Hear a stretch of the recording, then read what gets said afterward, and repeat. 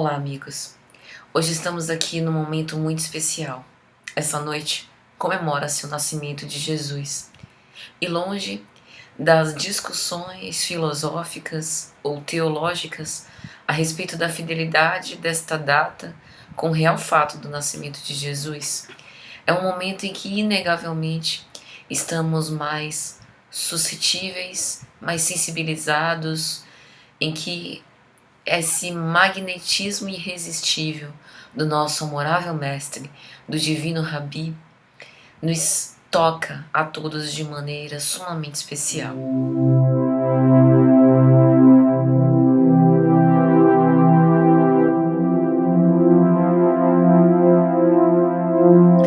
É um período em que nos tornamos mais caridosos, em que olhamos com mais empatia para o outro e que sentimos uma vontade sincera, uma vontade sentida de cumprir os ensinamentos e os preceitos da fraternidade universal tão ensinada, tão apregoada pelo nosso Divino Mestre em suas lições de amor.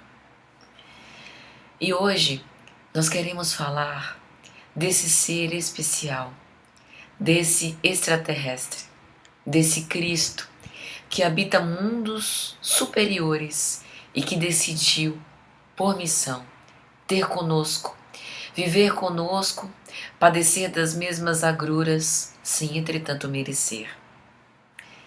João, no seu Evangelho, cheio de simbolismo e de beleza, vai dizer: no princípio era o Verbo, e Deus estava com ele. E o Verbo era Deus. Até que o Verbo se fez carne e habitou entre nós.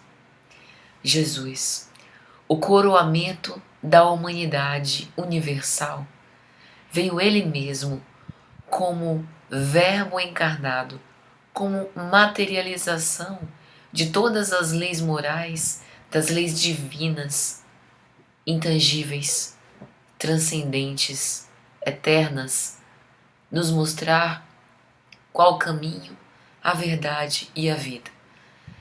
E é de se espantar, é de ficar atormentado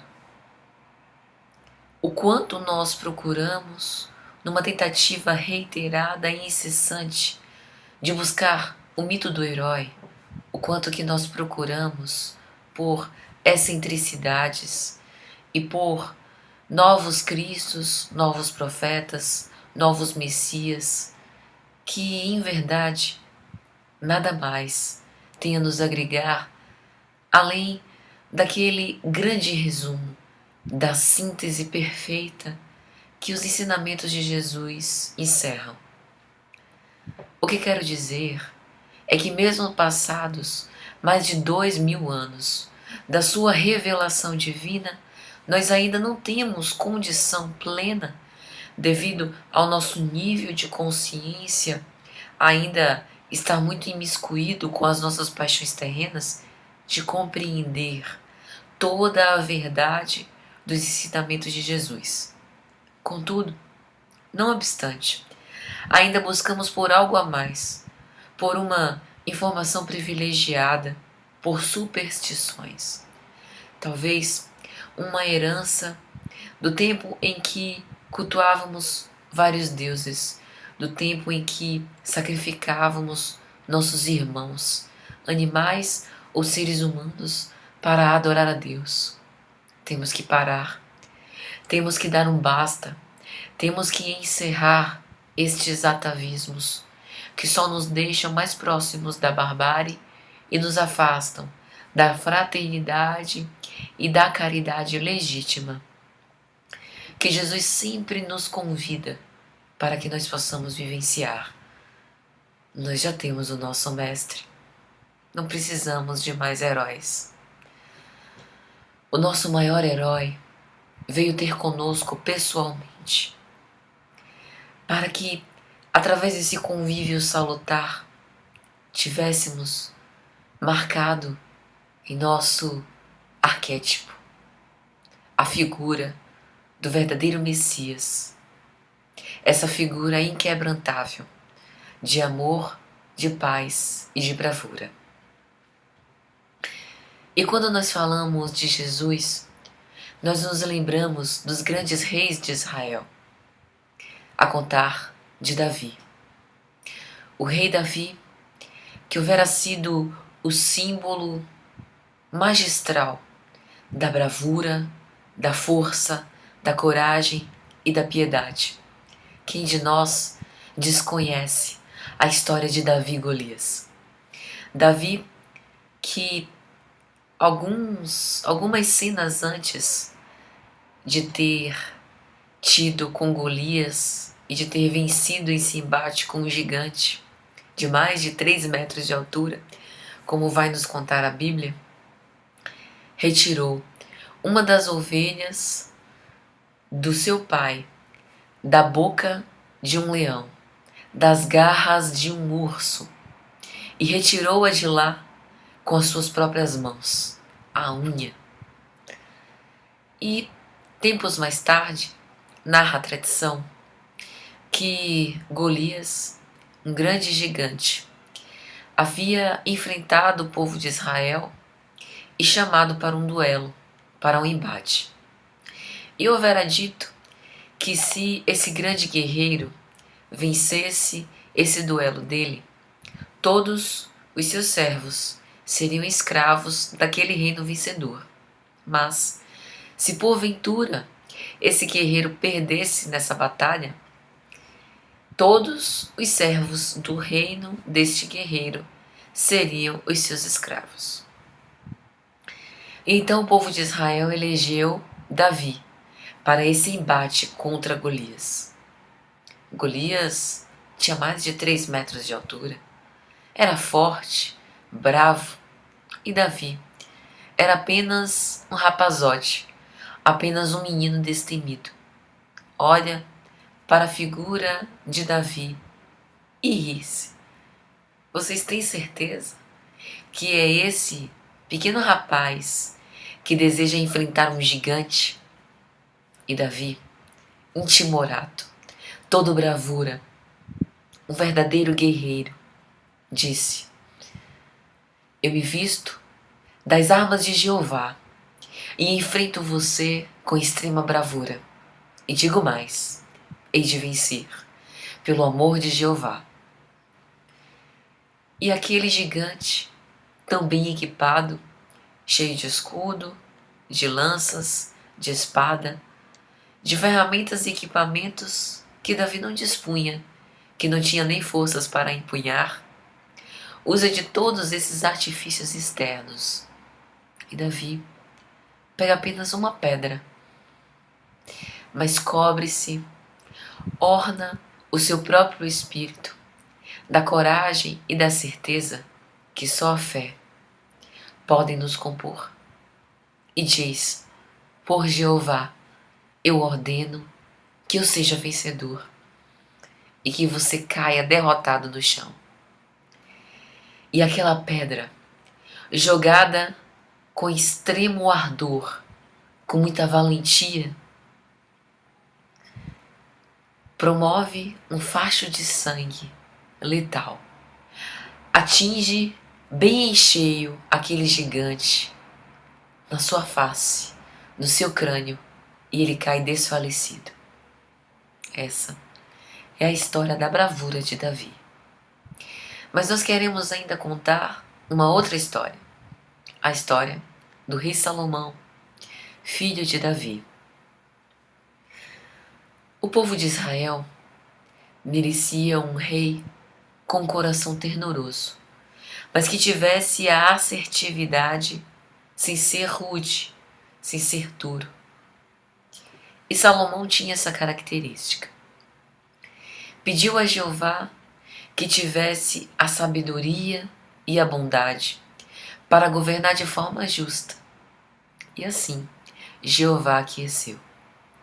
E os 40 anos que se sucederam da realeza de Salomão foram muito auspiciosos para a comunidade que esteve sob os comandos desse grande líder, e para os tempos por vindouros que tiveram na figura de Salomão um emblema não apenas de bondade, de sabedoria, mas de muitas riquezas, que só a verdade, que só a lei bem vivida podem conferir. E narra a tradição uma dessas histórias que ficam marcadas para sempre no nosso inconsciente coletivo, para que nós nos lembremos do que é a verdadeira sabedoria. Narra a tradição que duas jovens senhoras disputavam a maternidade e o direito de serem mães de uma criança, de terem, digamos assim, a propriedade e a legitimidade de serem mães de uma criança. Como naquela época não havia essa tecnologia avançada e não existia estes exames de DNA para comprovar a maternidade, foi necessário contar com a sabedoria do rei Salomão. Então, ele faz um teste. Ele ordena, diante daquele cenário de disputa, que adentre um de seus servos com uma espada em riste e que dilacere o corpo do bebê em 2 pedaços, para que fique um pedaço com cada mãe. Uma decisão jocosa e um tanto quanto louca. É claro que Salomão não iria fazer isso, mas veja que ensinamento. Então, uma das mães, insensível, vestida do orgulho, do egocentrismo, que só pensava em comprazer-se e em satisfazer as suas próprias paixões, se sente plenamente satisfeita com essa decisão. Em momento algum, ela pensou na criança. Estava pensando na satisfação do seu ego em deter o poder de ser a mãe daquela criança. Veja que ensinamento. E veja que similitude com muitos dos nossos desejos, que não passam de atendimento às nossas próprias paixões. Entretanto, a outra mulher, movida de compaixão, tomada na sua sensibilidade maternal, olha para aquela situação aterradora e fica com medo, e teme pelo futuro daquele pequeno infante, e pede a Salomão: rogo-te, rei Salomão, não façais uma coisa dessas, pois você pode acabar com a vida desta criança. Eu renuncio. Pode dar o filho à outra mãe. E naquele momento, Salomão teve a certeza que só um amor tão fiel como o de mãe poderia ser capaz de fazer essa grande renúncia. E então, ele decide pela maternidade desta última, a sabedoria.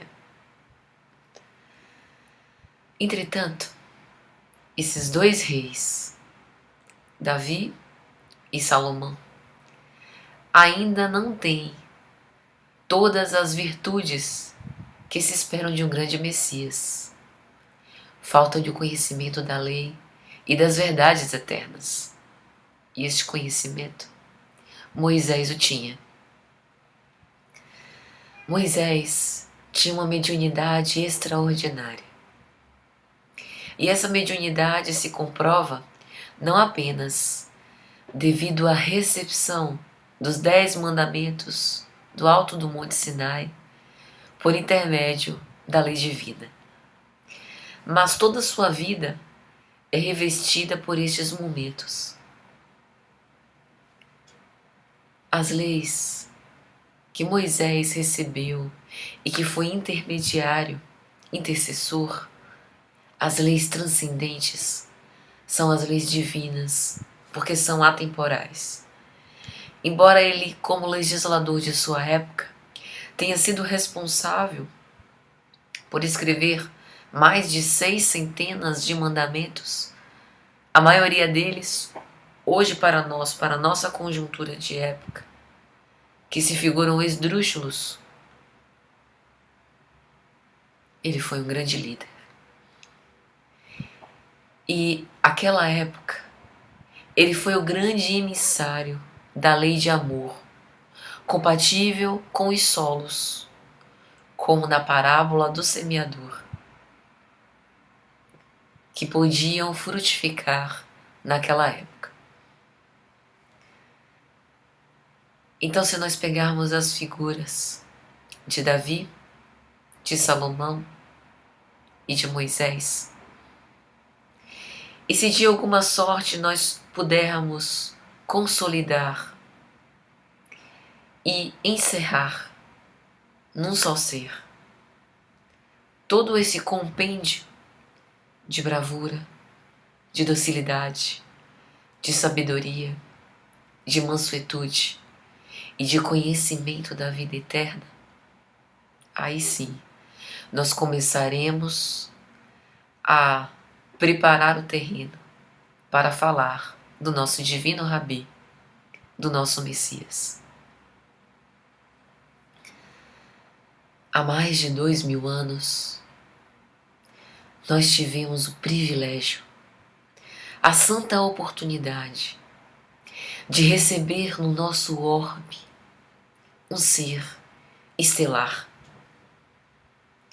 Se hoje, quando nós recebemos as comunicações mediúnicas, se hoje, quando nós recebemos os espíritos de escola, que tanto aprendizado tem a nos dar, e ficamos enternecidos, compungidamente emocionados e tocados pela luz na qual eles estão nimbados, por essa luz fulgurante, mirífica, por esse semblante beatífico, mal podemos supor a luminosidade desse ser estelar que é Jesus.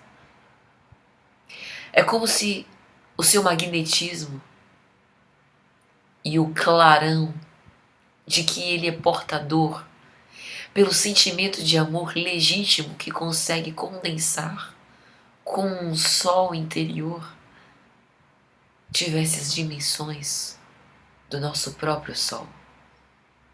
E veja, nós somos incapazes, devido à nossa pequenez, devido à nossa fragilidade, devido à alta densidade do nosso envoltório carnal, de mirarmos o sol de forma direta. Ele é capaz de queimar as nossas vistas, de danificar a nossa pele, se estivermos suscetíveis e desprotegidamente expostos a ele. Jesus tem um poder calorífico, um poder luminoso comparável ao sol, que sequer conseguimos conceber a sua magnanimidade, a sua magnificência. E este ser luminoso esteve conosco. E o que é que nós estamos esperando para ter com ele? Nós só precisamos nos debruçar em seus ensinamentos. Nós só precisamos nos render aos seus eflúvios de paz e de amor. Nós só precisamos renunciar ao nosso ego. Nós só precisamos fazer com que seja soberana a sua vontade, a despeito das nossas paixões e dos nossos desejos. Pouco importa o que nós queremos. Nós não temos a sabedoria de Salomão para bem discernir. Porque nós só temos condição de conhecer a verdade em parte. Como diz o apóstolo Paulo em uma de suas epístolas. Mas quando vier o que é inteiro, nós conheceremos aquilo que foi em parte. E essa é uma das mais belas nuances do amor. Nós apenas ensaiamos a bravura de Davi. Quem de nós enfrentaria um gigante com um pedaço de pedra na mão, confiantes no amor de Jeová? Quem de nós seria responsável o suficiente para acreditar numa lei que todos desconheciam e de dar o próprio pescoço numa comunidade, numa sociedade em que enfrentaríamos tantos reveses, tantos olhares contraditórios para proclamar uma lei nova, uma lei revolucionária e uma lei surpreendente. Que nós possamos nos mirar em Jesus, que Ele seja o guia de nossos destinos, Senhor de nossos anseios, para que possamos glorificar o vosso nome e para que sejam para Ele todas as nossas alegrias, esperanças e consolações. O Divino Amigo nos aguarda, de braços abertos, não apenas hoje, mas todos os dias de nossa existência. Que possamos honrá-lo, segui-lo e vivenciá-lo, primeiro aqui, no coração. Muita paz, amigos.